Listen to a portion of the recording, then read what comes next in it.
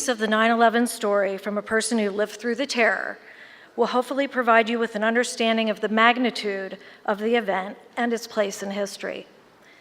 As our guest today ran out into the street at the base of the World Trade Center complex, his life was forever changed. Today, he would like to share his story with you. Please welcome actor, author, playwright, and survivor, Artie Van Wy.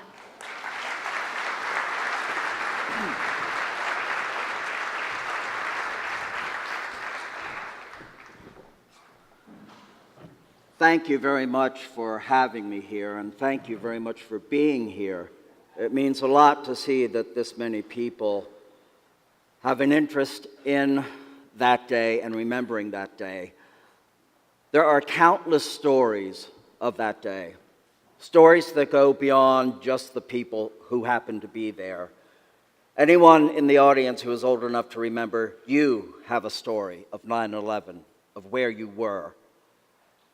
Mine is of no great significance. It just happens my story had me there in the streets that day. And it's still, all these years later, important for me to tell my story. For one, it's the one way, the one gift I have to contribute to the memory of all those who died, particularly the ones that I saw die. And it's the one thing I can contribute to try to assure that we as a country never forget that day. When I drove into New York City for the first time, which was in November of 1977, those towers were part of the skyline. They stood out, and they stood out majestically. You couldn't think of New York City without thinking of those twin towers. But the World Trade Center was more than just those twin towers. There were other buildings that surrounded it. There was a plaza in the middle of it. But to stand in that plaza and just look at those towers as they rose up was really breathtaking. This is the plaza I mentioned. It was right in the center between the two towers. That beautiful sculpture of the globe, the fountain, all the benches. In the summertime, it was such a wonderful place to be at lunchtime. More than likely, every day, if the weather was good, I would get my lunch and I'd sit on one of those benches and just enjoy the day, the sun, the sound of the water. What people don't realize is really the World Trade Center was somewhat a city in and of itself. Beneath the World Trade Center, there was a mall of shopping centers, restaurants, and then above ground, of course, the plaza, the buildings that surround it. My favorite building was building number 5. I'd go in there towards the end of my lunch hour, and it was a bookstore in there, and I would look through the books and look through the CDs. That's another view of just people sitting and enjoying it. And I have often marveled as I sat there and I would watch the tourist. You know, it's very easy when you're a diehard New Yorker to make fun of the tourist, but those tourists gave me an appreciation of the World Trade Center, as you could just see the awe in their faces as they took their pictures and as they looked around. And one of the most regrettable things, I think, is that those of you who were young then will never get to experience what the World Trade Center was. It truly was, in my words, a glorious place. In the summertime, you'll notice there was a concert stage built. And at lunchtime, they would have free concerts. They'd have folding chairs much like these set up in front, And you could eat your lunch and sit there, and every day was a different form of entertainment. Doo-wop one day, jazz the other. For those of you who are old enough to remember, I sat through a concert of Peter Noon of Herman's Hermits, Mark Lindsay of Paul Revere and the Raiders, and I would just sit there and think, here I am in the middle of New York City, enjoying this concert, and what was fun when the music was up-tempo and upbeat, people would get up out of their chairs and kind of just start dancing. You know, secretaries with one another, or, you know, a straight-laced businessman. And it was just a very joyous, joyous atmosphere. The day of September 11th started out for me as every day did. I lived in Midtown Manhattan, 43rd Street. So I had to take the subway down to the World Trade Center. And as soon as I came up out of the subway onto the street, my first stop was at a coffee cart, much like this one. And I'd get my cup of coffee. It took about a week before the coffee vendor memorized how I liked my coffee. Half decaf, half regular, sweet and low, a little skim milk. And I no sooner would walk up to the cart and he had my coffee ready for me. And I'd pay him, and then I would go to the newsstand and pick up a newspaper. And after that, I would just sit on one of those benches, read the newspaper, drink my coffee, before I had to go up to work. And I remember that day, this was my office building. It was on the corner of Broadway and Fulton Streets, 195 Broadway. And you can see how close proximity it was to the North Tower. This also gives you more of an idea of where I was. The red is my office building. And you'll see there is the whole complex. World Trade Center Building 5, the building where I went in the bookstore. And then in yellow, the two towers, World Trade Center 1 and World Trade Center 2. If you ask anybody who was in New York that day, or even on the East Coast, the one common thing you will hear is people saying how beautiful that day was. The sky was the most beautiful blue I think I had ever witnessed. The clouds stunning. And it was one of those days where you just kind of sit there and you have that sense of life is good, you know? And so 8:30 came, time for me to get to work, so I went up to my office building. And I'd been working in my office for about 15 minutes. And then everything changed.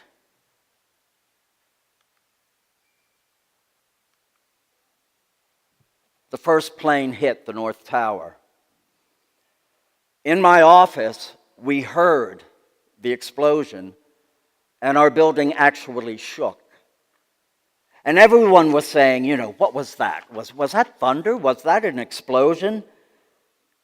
And it didn't take too long before someone ran into the office, a secretary who was hysterical, saying, a plane has hit one of the towers. Well, my first initial response, I thought she meant a very small plane, like a single prop plane had probably crashed into the tower. I didn't expect that. So, mostly out of curiosity, I went into the elevator bank and went down to the lobby. And I walked through that revolving door, stepping out into the street. And that shows, that's where I came out, where that yellow arrow is, on Day Street. And the first thing I noticed was paper everywhere. The streets were covered with sheets of paper. And sheets of paper were just wafting down constantly from the sky. Paper from the offices that had been in the North Tower. I followed that. I walked that yellow line to Church Street, right in front of the World Trade Center. And again, noticing all the paper that was there. And I started to notice pieces of debris and like plasterboard. So I walked, and for the first time when I looked up to the tower, expecting to see that little plane, this is what I witnessed. And people often ask me, well, what was going through your mind then? I don't know. It was absolute shock. I say I went through that revolving door, and for me personally, going through that door, as I went through, I was leaving the life I knew, the life I had, and stepping out into a different world and a different life. I stepped out into a war zone, and I had had no combat training. So I had no words, no thoughts that could adequately process what I was seeing. It was like a black canyon, and flames and smoke just billowing out of it. By that time, more people were coming out, and the streets were lined, and everyone, myself, just staring. And I don't know if you can tell, but we started noticing that people were on the other floor, or on the upper floors, and the looks of shock. These few pictures can only begin to describe what it was like for those of us in the streets watching this unfold. And we noticed the people. I'll never forget seeing people waving shirts or whatever from those upper floors, the floors above that black canyon, the floors where people were trapped. And we're just so hoping someone see me, help me. We just stared at that, and then I heard a woman behind me scream. And I looked closely and saw that people were starting to jump from the North Tower. And I show you these not to be graphic, but to give you a sense of what we were seeing. We were seeing people who knew they were going to die. And these people had to make a choice. They were going to decide how they died, either by fire or by jumping. And to this day, I consider those people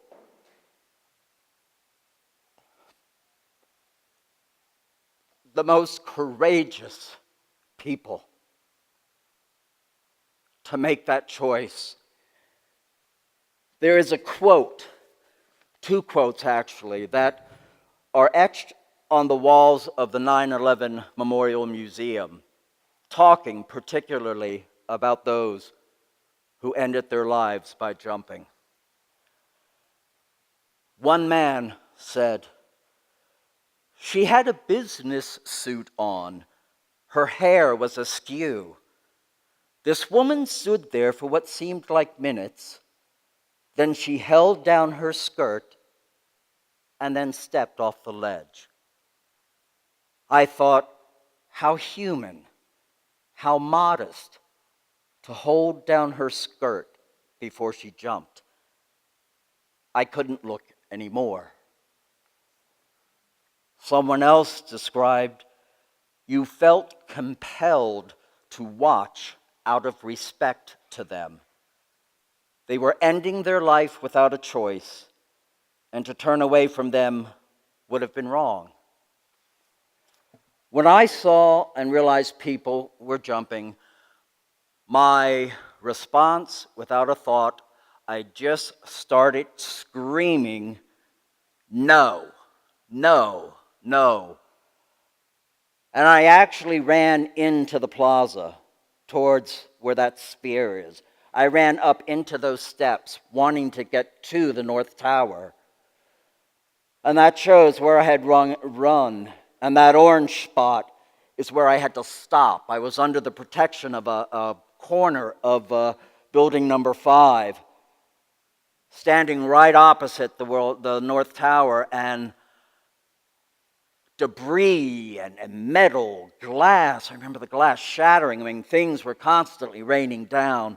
There was no way that I could get across. That arrow shows where I stood and how close I was to that tower. And I don't know what it was, but I wanted to get to those people. I knew they were dead. I assumed that. But I had the thought, if one person is alive, barely even clinging to life, I don't want them to be alone. I wanted to hold their hand. But I couldn't get there, so all I could do was stand there for moments and just watch the bodies as they hit the ground. And I will never forget the concert stage there. I focused on one man in a suit. As he fell, his arms and his legs were flailing as if he was trying to prepare to stop himself. And somehow in my life, I had gotten the misconception that if a person jumped from a high place, that they would be dead before they hit the ground. I realized how wrong I was as I saw that man flailing and drop behind the concert stage.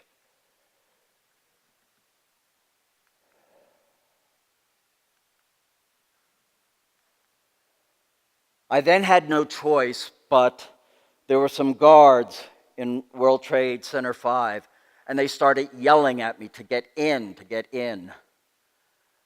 And that was one of those moments where you're truly facing life or death. And I also know what it is to feel completely helpless, because there was nothing I could do. So I ran into the World Trade Center 5, came back out onto Church Street, and ended up down by the World Trade Center number 4. I stood in front of the Century 21 store and just watched that burning North Tower. And you can notice there was a helicopter trying to rescue people who were on the roof, but from what I had read afterwards, the smoke was just far too dense for anyone to be rescued. So even those on the roof who thought maybe they had a hope, a chance, they didn't. And as I stood there, suddenly I heard the second plane. It was so loud, and I remember looking up to my left and seeing how huge it was, and that it was heading for the South Tower. And my very first thought, clear thought, was, oh my God, the air traffic controllers have screwed up. They've misdirected this plane. Obviously, they'll pull it up in time.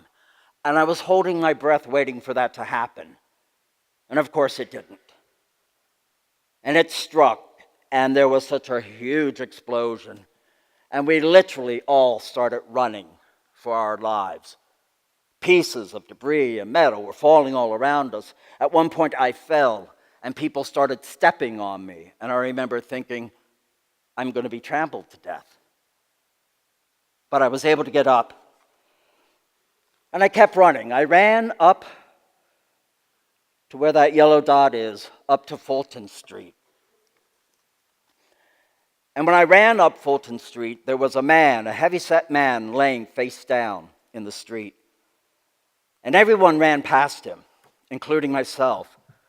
But then again, for some reason, I stopped, I turned around, and I ran back to him. I knelt down, and it was then I saw his injury. He'd been hit by a piece of debris, and his skull was split open. He was unconscious, but he was alive. Someone else knelt down beside me, and I remember somebody saying, "Take this." It was a denim jacket. And the other guy and I, we put it over the open wound and held it. And people started screaming for the ambulance because they were starting to come. And then at some point, someone said we should turn him over. So we turned him over. And I remember his mouth was filled with soot and dirt. And I remember cleaning it out with my finger. And I noticed his watch had come off. And I picked it up and I put it inside his pants pocket. I also noticed he was wearing an employee name tag that had his name and where he worked. And the biggest regret that I have is that I didn't look to see what his name was. Because I'm sure he did not make it. And I wish somehow I could have found his family just to tell them he was not alone when he died. The ambulance got there, and it took maybe 6 of us to get him up on the gurney. And as we were lifting him into the ambulance, I stroked his left arm, and I got down to his ear. And I whispered, "You'll be okay. You'll be okay," knowing that he wouldn't be. Then I started looking for a phone because I had left my cell phone in my office, and I had suddenly thought of my parents. They had retired here to Lancaster, and they were living here, and I realized, oh my God, they're seeing this on TV. But I was going up to people with cell phones. None of them were working. So I started to walk a couple blocks north, and I ran into a deli and said, "Can I use your phone?" And they just pointed, and I went. I couldn't remember my parents' phone number. I could only remember the phone number of a friend in New York, and I called him, and I said, "Billy, it's Artie. Call my parents. They're in Millersville, Pennsylvania. Call them. Tell them I'm okay." And then I hung up, and when I stepped out into the street, I heard this huge rumbling sound. I didn't know at that time that it was the first tower collapsing.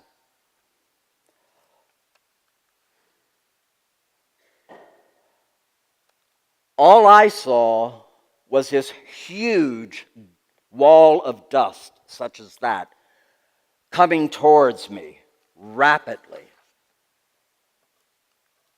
And though that is not me there, that represents where I was at that very moment. I don't know, but I felt I was alone in the street, although I remember hearing other people screaming. And I looked and I saw that coming towards me, and so I ran like hell. I've never run that fast in my life. And I was able to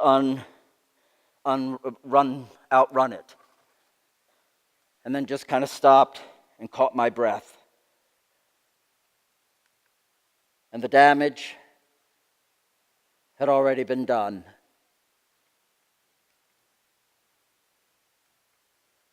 And there's that globe that stood in the middle of the plaza. It had survived. There's that concert stage where I listened to the noontime concerts before 9/11 and after. The beautiful sphere, and behind that, Century 21, where I stood. And that's Century 21 after. This is Church Street, the street I stood on, watching most of it unfold. And that's the street afterwards. That's my office building, the main entrance on Broadway, before and after. Again, my office building at the corner of Broadway and Fulton.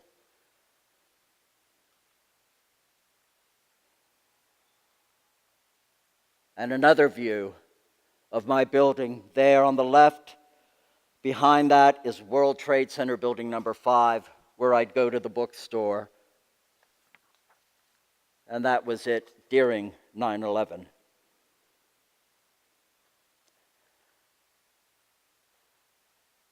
So the World Trade Center was gone in a matter of hours. That majestic, glorious city within a city was now a pile of rubble. And the thing to remember are the faces of the people who died. I've often thought of those people, thinking, did I pass any of them on my way to work that day, that morning? Did I happen to catch a glance? Did we smile at one another? It was only later that I found out that 2 young men who lived in my apartment building, they must have been in their late 20s. They lived with 2 other guys, and I nicknamed them the frat boys because they were always having parties, it seemed. And I would pass 2 of them, Joe and Judd, on my way to work, having no idea that they had worked in the South Tower. And I think it was the second or third day after 9/11, I was coming home from somewhere, and I saw one of the roommates taping their pictures on the glass door leading into our building. And I knew right away what that meant. I talked to the roommate for the first time. His name was Bert, and his friends were Joe and Judd. And he told me they worked for the same company on the same floor, and that after the second plane had hit, they were in the South Tower. One of them, I forget which one, called his girlfriend and explained what happened and said, "We'll be okay. I'll see you later." And that was the last words he ever said.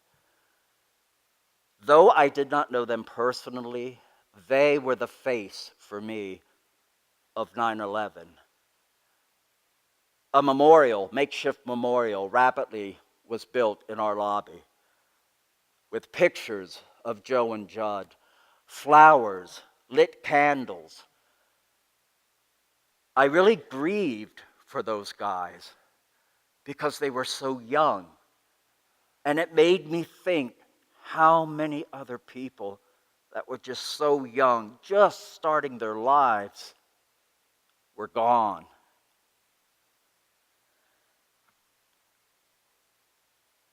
And that's all that remains, or did at that time. When we were finally able to go back to our office building, in between then, we had set up temporary offices in a hotel in Midtown.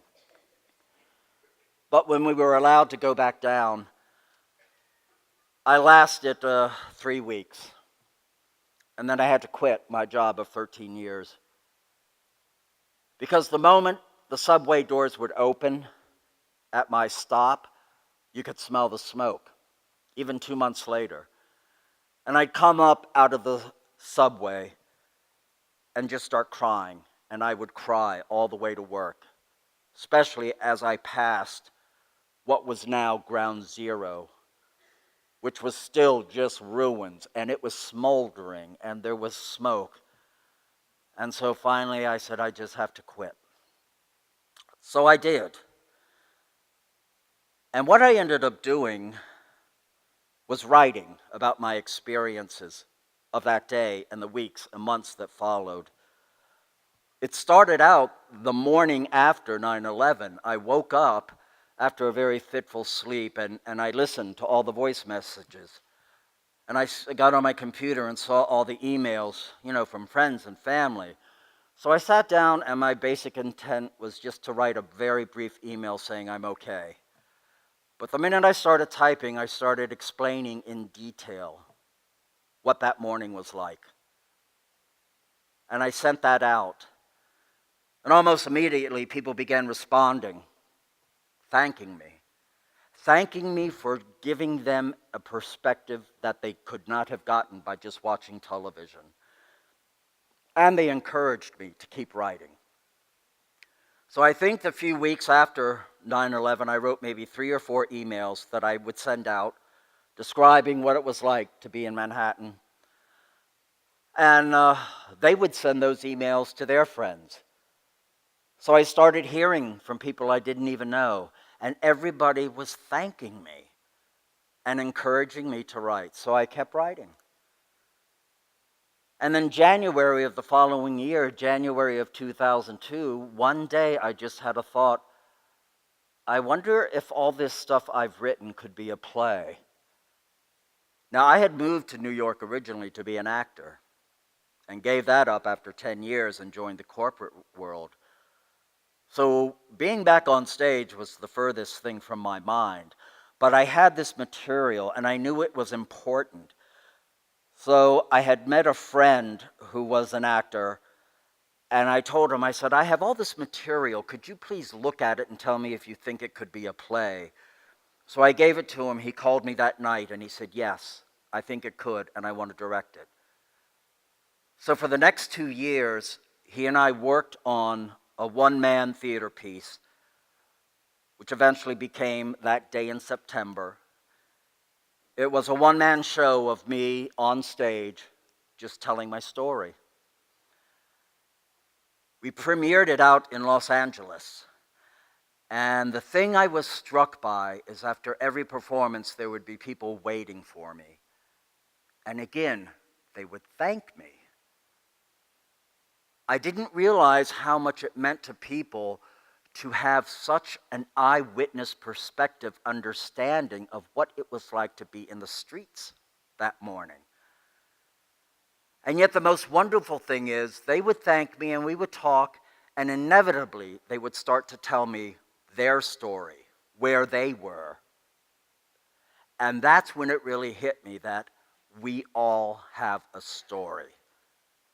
And they are all just as important as the next one. And then when we finally ended by doing it in New York, again, the same reaction. People waiting and thanking me and then telling me their stories. When the play was over, this was in 2003, I had to make a decision of what I was now going to do with my life, and much to my surprise, I thought, I'm going to move to Lancaster. Now, I had been in New York for 26 years, and I never thought I would leave. I loved being a New Yorker. But 9/11 shifted everything within me, shifted my priorities, and suddenly family became the top priority. Up until then, I'd see my parents 2 or 3 times a year, and to be honest, that was enough.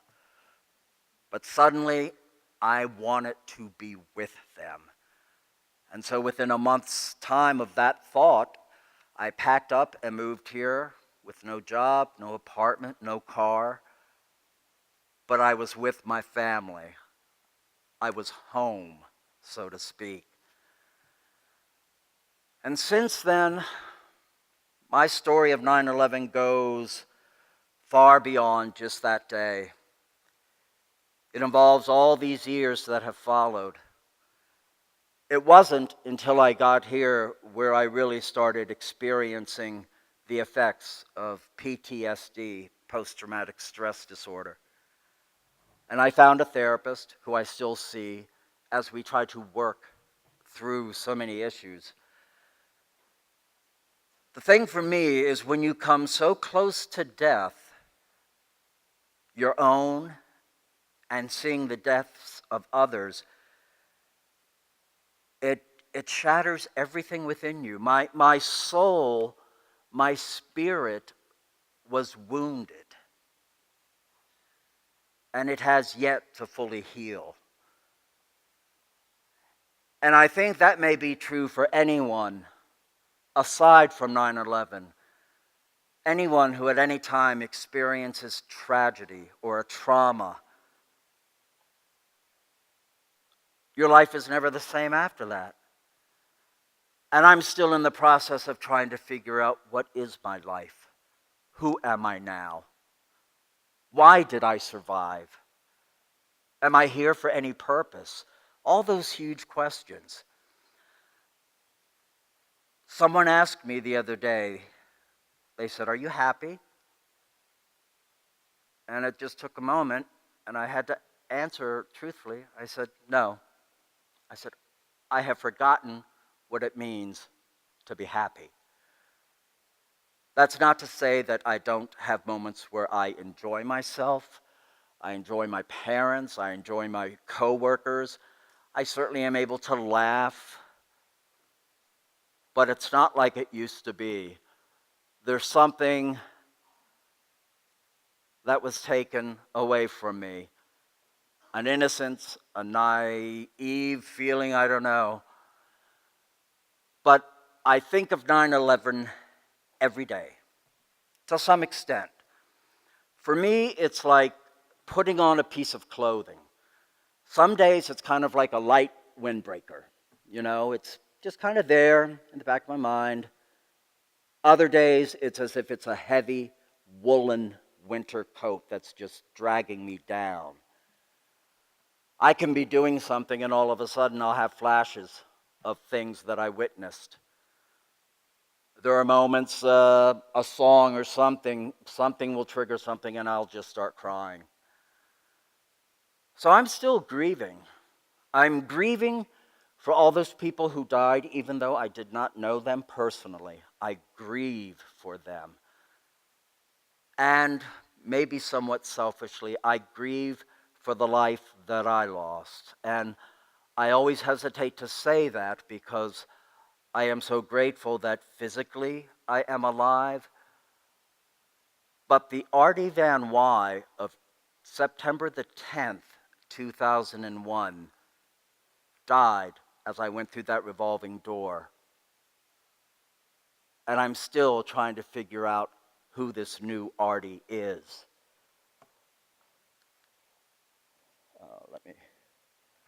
Can you see that? I have my information up there, my phone number, my email. I would welcome any of you who would want to talk about that or about anything, or email me, perhaps your thoughts, your reactions. I would particularly like to know how you students, who were just mere children then, how you respond to hearing this story. It would be a great help for me. So if you feel so inclined, I invite you to contact me in any way. Also, I am in no rush afterwards. I know some of you have to get to class, but I'll be back there. There's books. If you get one, want me to sign it, I will. But I'm also here to answer any questions you might have, which will lead us into a question and answer period right now. But I do believe some announcements need to be made, and then we can do that. Before we open up the floor to questions to Mr. Van Wy, I have a few announcements that must be made. I'm Virginia Maximowitz, a professor here. I'm chair of the Common Hour Committee. And it seems particularly appropriate today that our pizza servers, members of the College Reporter, F&M's student-run independent publication, and I say that because some of the best reporting about that day in September and the weeks that followed happened in the newspaper of Stuyvesant High School in New York. And the New York Times took some of that writing and included it in a special publication that the Times published. And I know at F&M quite often we have quite a few students who have gone to Stuyvesant. So student newspapers are important, and I urge you to visit the College Reporter's website. I do need to remind everyone that Common Hour compost, so on your way out, please put all compostable materials in the appropriately marked containers, the pizza crusts and the paper napkins and paper plates. We do encourage you always to bring your own water bottles.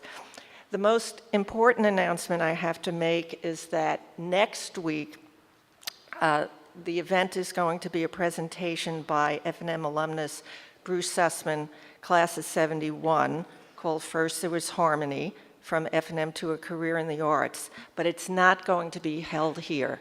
It's going to be in Barshinger, and of course that means that pizza will not be served, so please plan accordingly. And just my last reminder is during the question and answer period, students come first. So I hope that you do have questions for Mr. Van Wy, and I hope some of you stay, talk to him in the back. His books will be there. And I would like to say, feel free to ask me anything that you would like. No questions are off limits, as far as I'm concerned.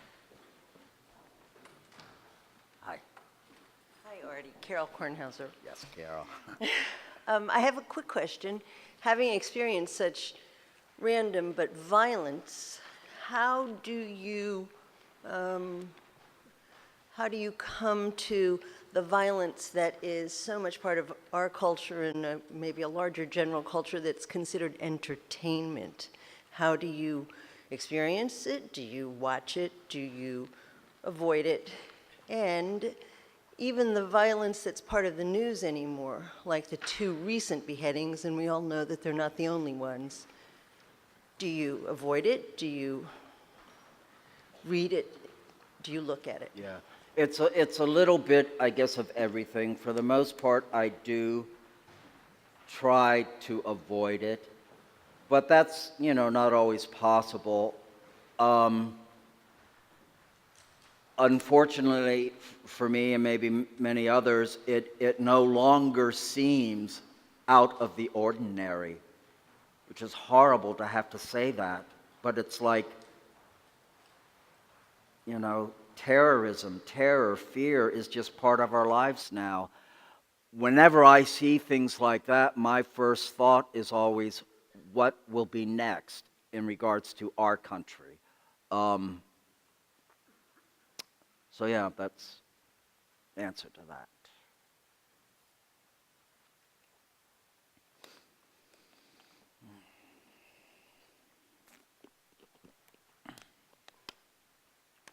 Hi. Hi.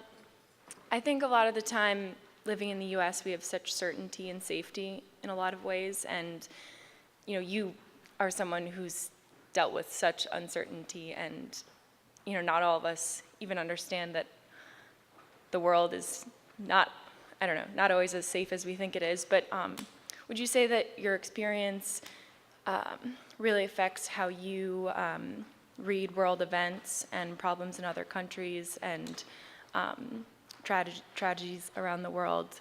Sorry, I forgot the rest of my question.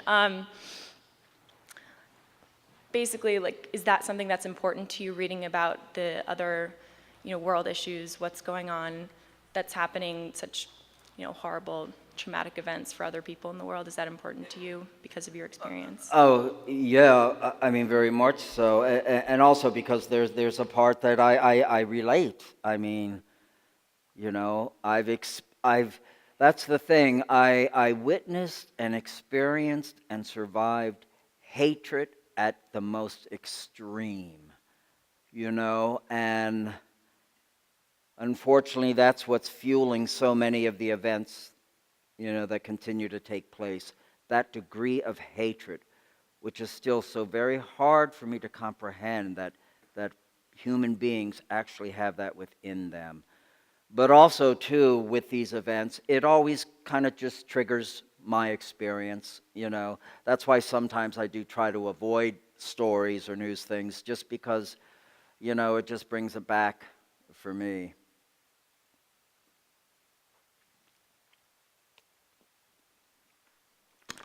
Hi. I was discussing this with a few people. Do you think this is all disrespectful, or I guess how are your feelings on the fact that 9/11 is a very important day in our history, but we don't necessarily get it off, maybe to commemorate the people or grieve? I was just wondering, I guess, your thoughts on that. Yeah. Well, it's funny. I mean, yes, it definitely should be a day of remembrance. Should it be a holiday? I am not opposed to that, but my fear is that if it were ever to become a holiday, that I don't know, years from now, we'll suddenly be having 9/11 sale day or something, you know, as the years go by. Yeah, I mean, 9/11 needs to be recognized, and even if it's in ways like this, you know, which I give F&M such credit for. I mean, we're remembering and we're honoring that day. You know, it may seem small in the scope of things, but it's just as important. Yeah.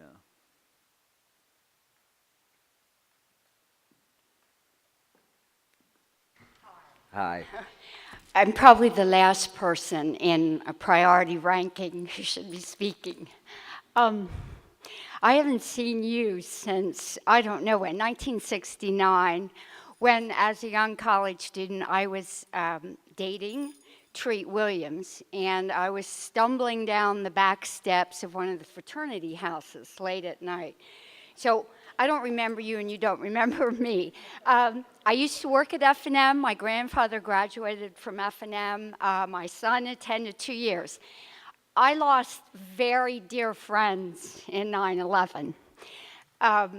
The top 18 floors of the World Trade Tower were owned by a good friend of mine, Stu Frazier, who was at a birthday party that day. But my dearest friend, Carlton Bartels, his vice president, was there, and he was killed in 9/11. I also lost 18 close friends from Haverford College who were also part of that company who died that day. I think, and I'm so sorry I missed your talk. I came from Baltimore. 83 is terrible, filled with terror. But the flags were hanging half-mast. And I guess as a pacifist, part of my concern is that I don't think it's too far of a stretch to say, not that we deserved 9/11, because I lost so many close friends, but we have, over the history, and you probably said this, the history of our country, done things out of greed, out of hatred. And so when 9/11 happened, and I was working for F&M at the time, I was at the Bullis School, and I was with Vera Duffins, and my oldest brother was in the Pentagon at the time, in military intelligence, and I had no idea where he was. And I remember Vera and I were very much unnerved by what had happened. So just to cut this very short, I think some of what's going on right now, the terror that we find around us is terror that we have in part produced. We are compliant, complicit with it. And as long as we are bullies on the road, as I keep getting cut off because now I have a spiffy car, I think that is bullying, that's rage, that's insecurity. It's the same kind of mindset of the people who blew up the towers. It's the same mindset right now of people who have enslaved blacks. It's the same mindset of people right now who are trying to impeach Obama, essentially because he's black, he's articulate, he's bright, and he doesn't give easy answers. So I guess, and I'm sorry to speak so long, but I am someone who lost quite a few friends that day. And I would just like us to remember that in some ways we didn't deserve it, but we certainly have been out there making decisions that are not to the benefit of all humanity. And I think in some ways that's the lesson of today. And I know that Carlton Bartels, the great person that he was, the person who was in part responsible for carbon taxes, you know, that many years ago. I can see him walking on the dock up in Middlebury, Vermont on Lake Dunmore and smiling about life. Seems to me we have to remember what caused this and whether we're compliant in some of this same kind of dynamic. And I'm sorry to speak so long, but thank you, and thank you for coming. I haven't seen you for years. You don't remember me. I don't remember you. So thank you. Hi. Thanks for sharing your story. While 9/11 will always be, important in history, do you think the completion of the Freedom Tower will bring back a sense of harmony in New York? I mean, once the construction walls go down and, the new PATH station comes up, do you think people can kind of go back to living like a normal life? Yeah. I don't know. I mean, considering that I don't live there now, that's kind of hard to say. I mean, I think for a lot of people it will, because I do think there are people that maybe don't want to forget it, but they want to move past that. And so maybe, the Freedom Tower and everything will be what they need. I know for me, just quickly, when I first visited the 9/11 memorial, before the museum was open, I found, and I'm in the minority here, I know, but I found it very cold, and it did nothing for me as far as representing what the World Trade Center was. But I did go the week before the museum was open to the public. Anyone who was affected by 9/11, survivors, family members, first responders, we were allowed to go and walk through.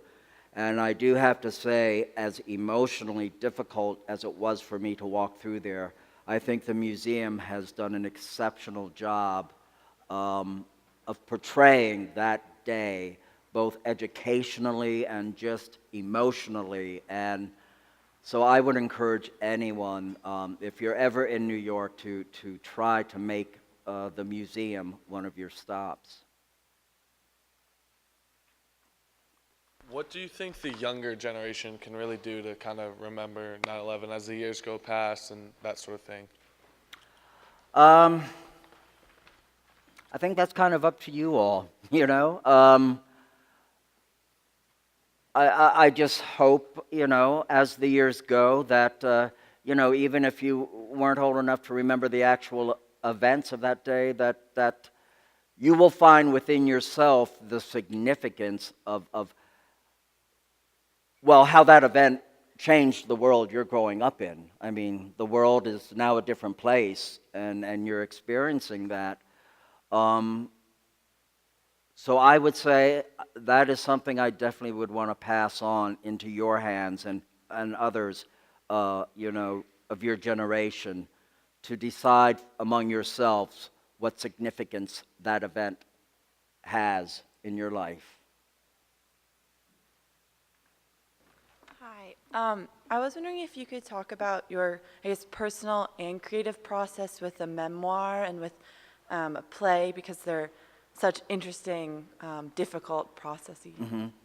Well, I mean, yes, it started out as a play, and then after the play, I did adapt it into the book. For me, particularly writing it, I mean, I had no indications of it going anywhere beyond just my private writings. For me, I feel, again, it's a gift that I can offer, that my story, again, not that it's of any great significance, but that at least one person's story is being heard. And I'm very honored and proud to say that this week, the play is actually being done in Australia, the first time it's ever been done outside the country. And so that just encourages me to think, that people, even in another country, were and continue to be affected by 9/11. Yeah. Could you describe at all, what was your own experience in your own life like in the immediate aftermath, like the first couple of days after 9/11? Kind of walking through it, but I'll share two personal things. That first week, one thing I would do, every morning I would wake up early, 6:30. I would call my parents and just cry. That's what I did. And also, I had become clean and sober in 1999 from alcohol and drugs. And that week, I went to so many AA meetings, and that's where I found support and comfort. And it was ironic. There was a saying going around the city then that the two most crowded places in the city were either AA meetings or bars, I'm just glad that I chose to continue with the AA meetings and not the bars. So.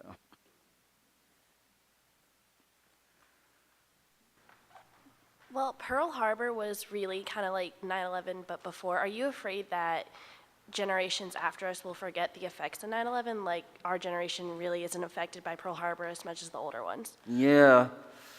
Well, yeah, I definitely do make that comparison of 9/11 being this generation's, day of infamy. Um, I hope not, because still, there's Pearl Harbor is still mentioned and acknowledged in ways. So I just hope it always will be. It may not be, you know,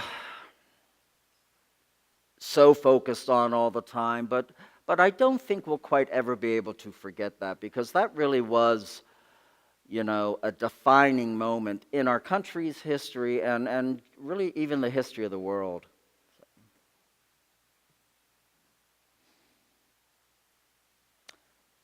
If that's it, I guess we will bring that to a close. Yes.